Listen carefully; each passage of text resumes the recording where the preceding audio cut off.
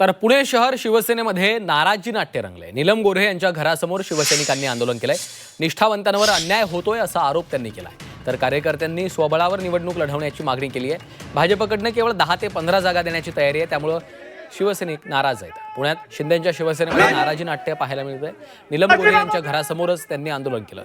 भाजप शिवसेना युतीच्या चर्चेत निष्ठावंत कार्यकर्त्यांवर अन्याय करत असल्याचा आरोप करत हे आंदोलन केलं जात आहे। पुण्यात भाजप शिवसेना युतीचा कुठलाही अंतिम निर्णय होत नाहीये, त्यामुळे नाराज कार्यकर्त्यांनी हे आंदोलन केलंय। 2012 सालापासून आम्ही शिवसेनेचं निष्ठावंतपणे काम करतोय।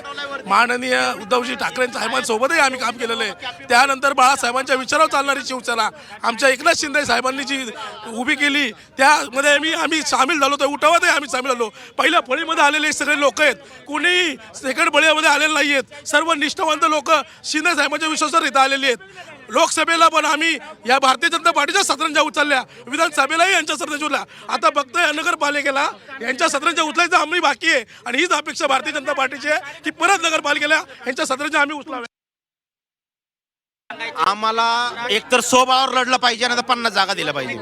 नाही तसं भूमिका झाली तर नाही, निर्णय झाले तर काय भूमिका राहील? कोणता निर्णय नाही झाल्यावर तुम्ही जी मागणी करताय, जे जागा वाटप नेत्याची पुण्यात गाडी फिरून जाणार नाही आम्ही, संपला विषय।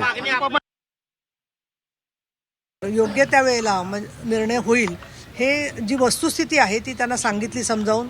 त्यांची 2 म्हणणी होती, त्याच्यात काही त्यांचे आक्षेप होते शहर प्रमुखांबद्दल। दुसरं त्यांचं म्हणणं होतं काय चाललंय आम्हाला कळत नाही आहे। माझ्या असंही लक्षात आलं की त्यांना माहिती जी आहे ती चुकीच्या पद्धतीने त्यांच्यापर्यंत पोचते।